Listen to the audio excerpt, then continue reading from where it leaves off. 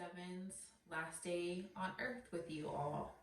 We're just going to give you a little bit of insight on the special moments and how we kind of orchestrated through her final day with us. One thing that you'll notice about grief is, I know for me, I can only remember like bits and pieces, and it's very bizarre because sometimes it's very clear. It just feels very vivid, like, you know, it was yesterday.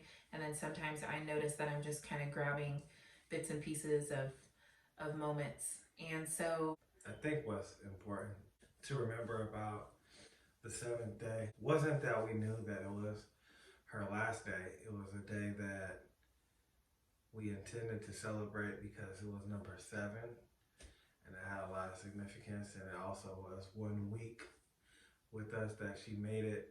And like we were, as we stated in our other video, that we were really about celebrating every achievement with her like it was a big one. Like every day was a big day because we were told that she wasn't going to get a day. And the significance of it was that she fought with every day for us to be able to be with her a little bit longer. Really, and truly, I feel like for her mom, because like, of course it mattered to me, but like she really, like, just the whole pregnancy, just dreamed about being able to have her at least for a little while, you know, at least an hour. She wanted to hold her. Because we heard a lot of times, some families would get about an hour if they were born. And she was strong and she fought and she waited for my wife to get down there, and then she gave us a whole week.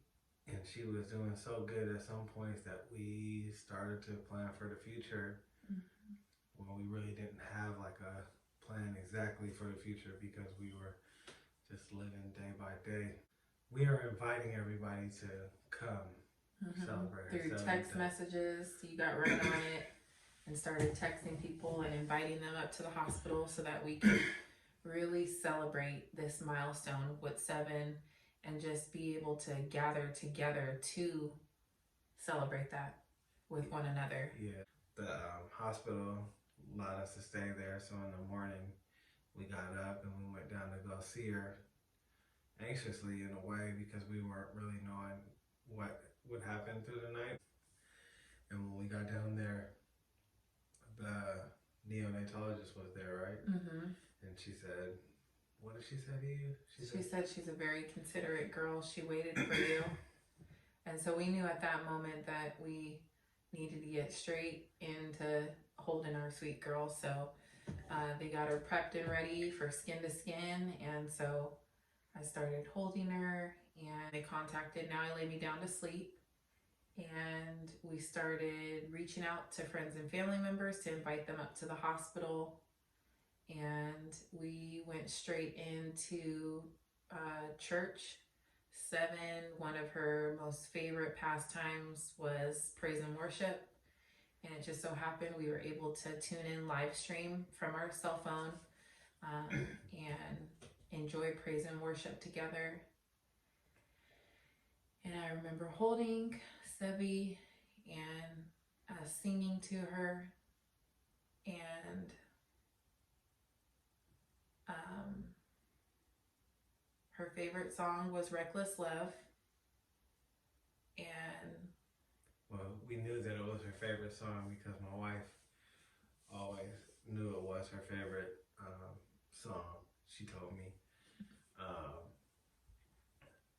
I didn't really know, or I didn't know how to believe or quantify how much, I just feel like sometimes you just say things about your children because, like, when they're in the womb, like, they like bonbons or blah blah blah, they like, but like she was always serious when we would go to church, like that she loved praise and worship. Yes.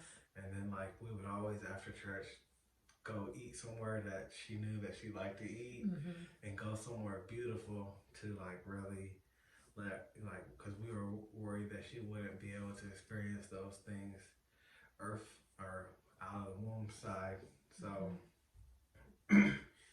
we always did that, and it was like a very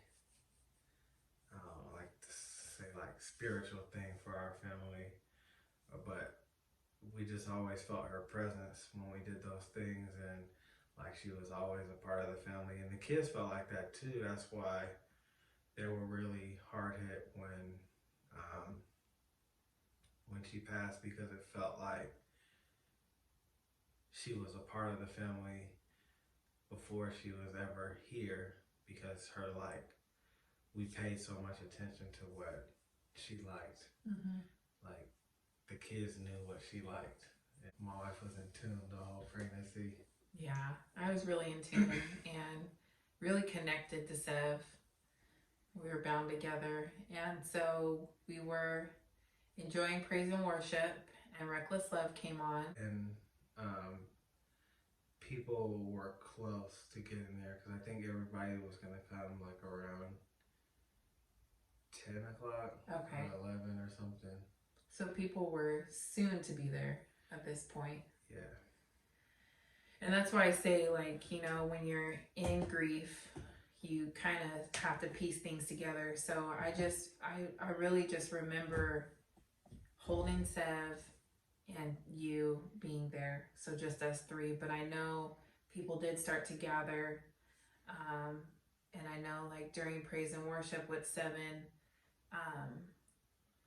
I could see when she was upset with her being intubated. Like, you can definitely see when your baby's crying. You can't hear them, but you can see that they're agitated or upset. And I just remember when I was holding her during praise and worship, you know, I'm sitting there weeping, my husband's sitting there weeping, and Sevyn was crying actual tears. And I just remember wiping those tears from her face, and just my heart breaking, because, you know, as a mom, you know, I mean, as a parent, you know your child, and I knew that the time was coming near that she was going to be leaving.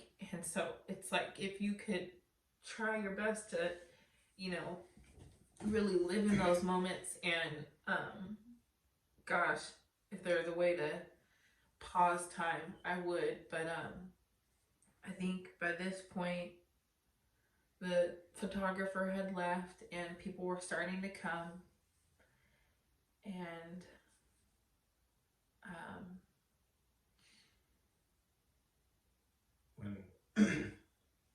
when the song Reckless Love came on, it created an emotion, because we knew that was her favorite song. And in that emotion,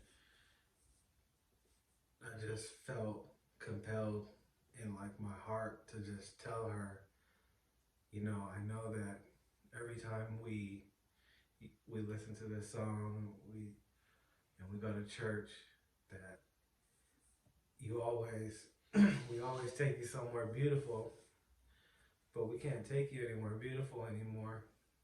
So when the service, if you want to, you can just go to the beautiful place, and when we can, we'll meet you there.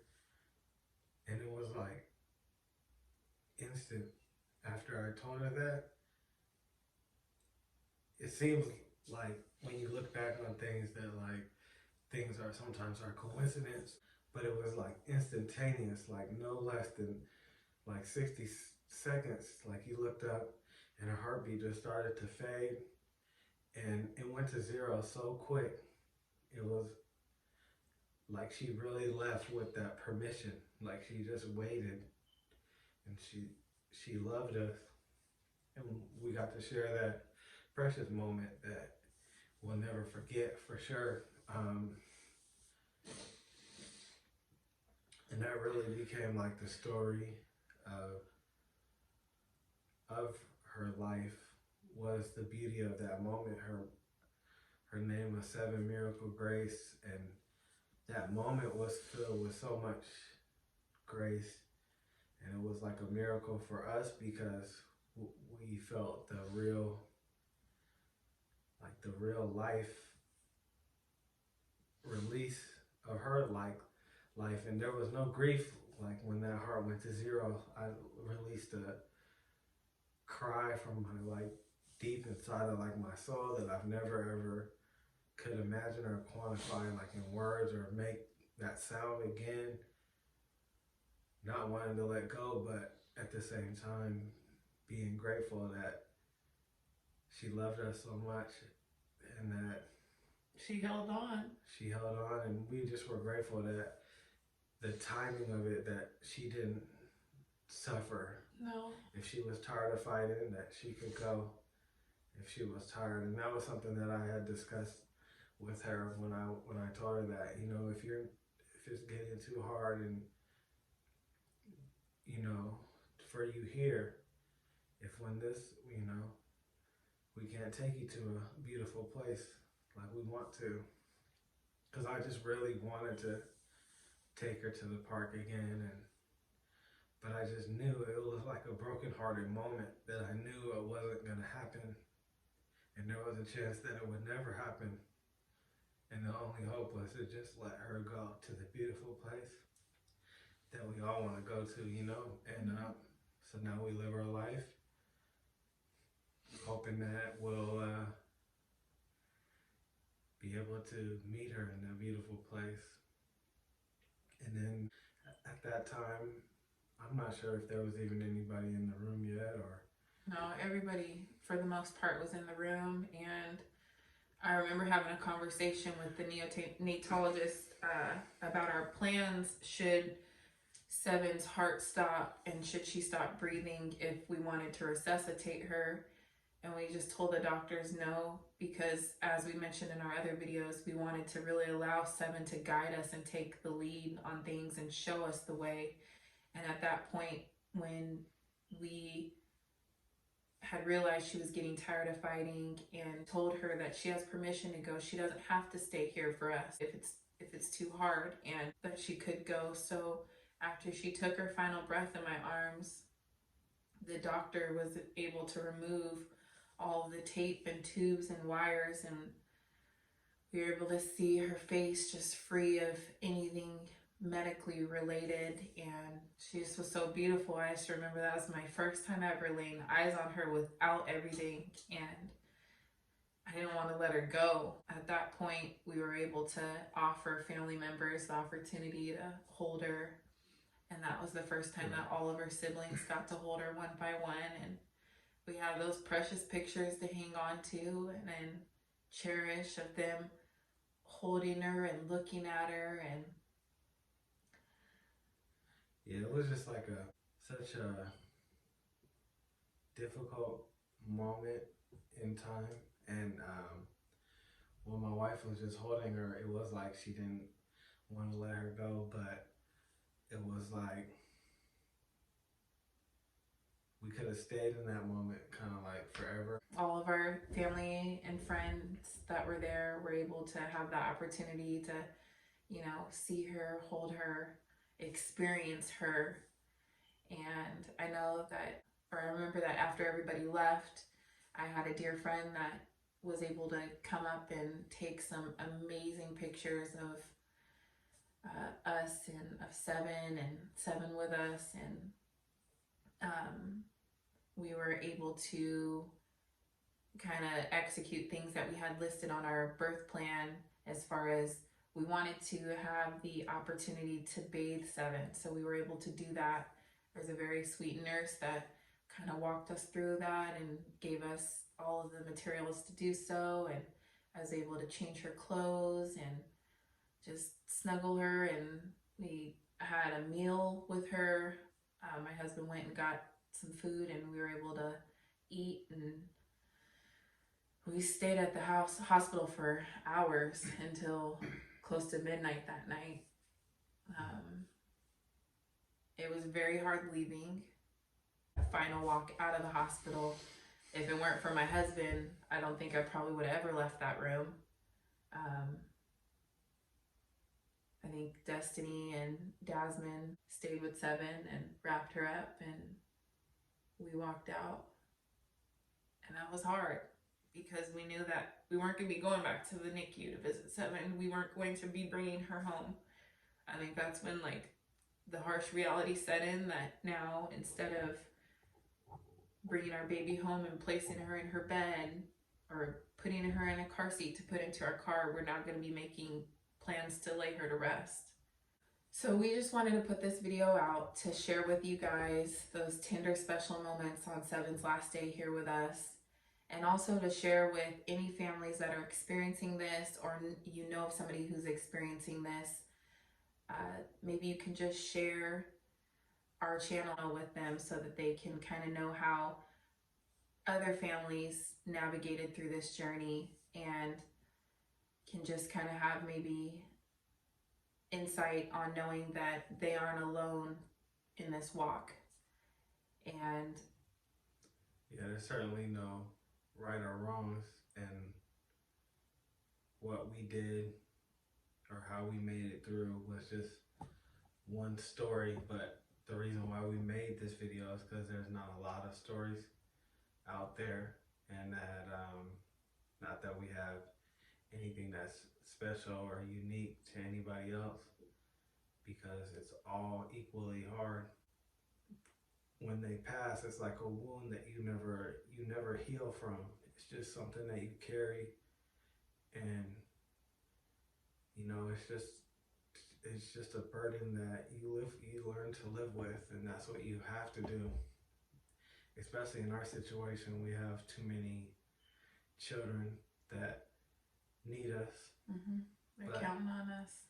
Yeah, but even if not, you still have friends, and you still have family members that need you. And this world needs you because you're here for a reason, you know. And so, And you can be that light for somebody that's experiencing the same loss, grief, or trauma. And so you can be that light, and you can be that way. So we just thank you guys for watching, and we'll see you again soon. Bye.